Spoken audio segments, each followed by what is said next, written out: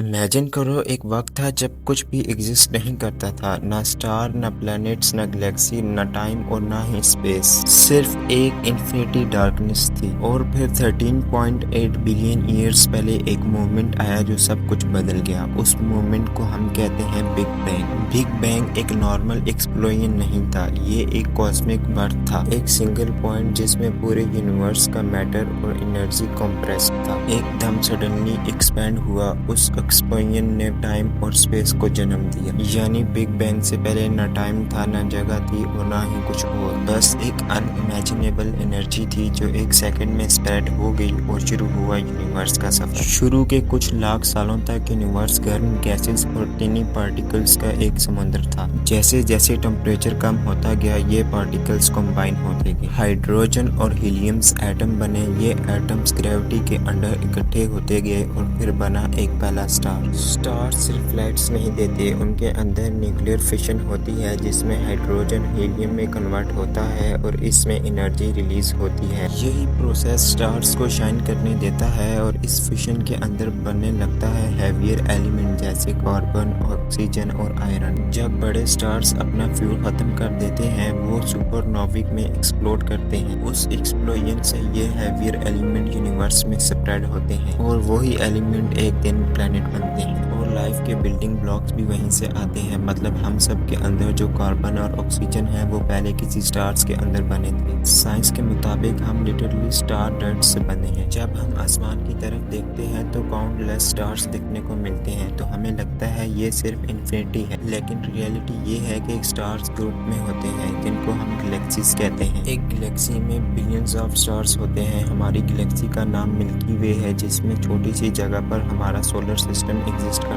है। और हमारी गैलेक्सी भी एक ड्रॉप है एक कॉस्मिक ओशियन में। साइंटिस्ट कहते हैं कि ऑब्जर्वेबल यूनिवर्स में 2 ट्रिलियन से ज्यादा गैलेक्सीज हैं। सोचें एक गैलेक्सी में बिलियंस ऑफ स्टार्स हैं तो फिर ट्रिलियन ऑफ गैलेक्सीज में कितने स्टार्स होंगे। यूनिवर्स इतना बड़ा है कि इंसान की इमेजिनेशन यूनिवर्स के साइज के सामने छोटी लगती है। गैलेक्सीज के सेंटर में एक और फैक्शनल चीज होती है, ब्लैक होल। ब्लैक होल एक ऐसी जगह होती है जहाँ ग्रेविटी इतनी पावरफुल होती है कि वहाँ से लाइट भी बाहर नहीं जा सकती। अगर कोई स्टार कोलैप्स हो जाए अपनी ग्रेविटी के अंडर तो एक ब्लैक होल बन जाता है। ब्लैक होल के पास एक बाउंड्री होती है जिसको हम इवेंट हॉरिजॉन कहते हैं। उस बाउंड्री के अंदर जो भी चला जाता है वो कभी वापस नहीं आता। ब्लैक होल खौफनाक लगते हैं लेकिन ये भी यूनिवर्स के बैलेंस का एक हिस्सा है। इन्हीं के थ्रू गैलेक्सीज शेप्स लेती हैं और नए स्टार्स बनने की जगह मिलती है। लेकिन ब्लैक होल्स भी ज्यादा मिस्ट्रीज है, डार्क मैटर और डार्क एनर्जी। साइंटिस्ट को पता चला कि यूनिवर्स का 5% हिस्सा वो है जो हम देख सकते हैं, स्टार, प्लैनेट्स, गैस और डस्ट। बाकी 95% हिस्सा इनविजिबल है। उसमें 27% है डार्क मैटर। डार्क मैटर ना ही दिखाई देता है और ना ही डायरेक्टली टच किया जा सकता है,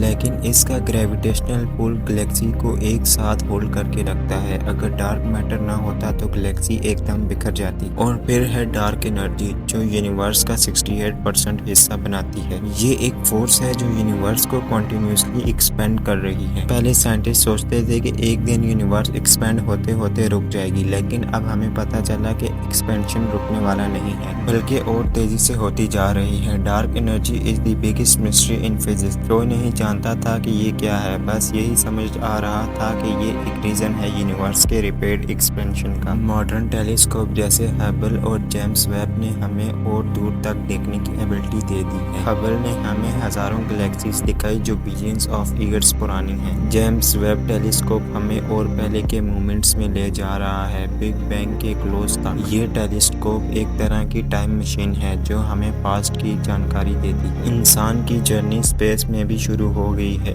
1969 में ह्यूमंस ने पहली दफा चांद पर कदम रखा। ये सिर्फ एक साइंटिस्ट अचीवमेंट नहीं थी बल्कि एक सिंबल था ह्यूमन डिटर्मिनेशन का। आज मार्स मिशन चल रहा है। प्राइवेट कंपनीज और गवर्नमेंट दोनों सोच रही हैं कि फ्यूचर में ह्यूमन मार्स पर कॉलोनीज बनाएंगे। स्पेस स्टेशंस ऑर्बिट में हैं जहां एस्ट्रोनॉट्स कई महीनों तक रहते हैं। ये सब शुरुआत हुई है फ्यूचर में। आज भी हमारे पास बहुत क्वेश्चन है, यूनिवर्स का एंड कैसे होगा? क्या एक दिन एक्सपेंशन रुक कर रिवर्स हो जाए और बिग क्रैश होगा, या फिर यूनिवर्स हमेशा एक्सपेंड करता रहेगा जब तक स्टार्स बर्न आउट हो जाए और एक कोल्ड वार कॉस्मोस रह जाए? क्या पैरेलल यूनिवर्स एग्जिस्ट करता है? क्या हमारे जैसे और भी सिविलाइजेशन कहीं दूर एग्जिस्ट करते हैं? इन सब सवालात के जवाब अभी तक अनसॉल्व हैं। उम्मीद है आपको ये वीडियो भी पसंद आई होगी। अगर वीडियो पसंद आए या ना आए, वीडियो को लाइक करें, शेयर करें और चैनल को सब्सक्राइब करना हरगिज मत भूलें। मिलते हैं अगली शानदार वीडियो में।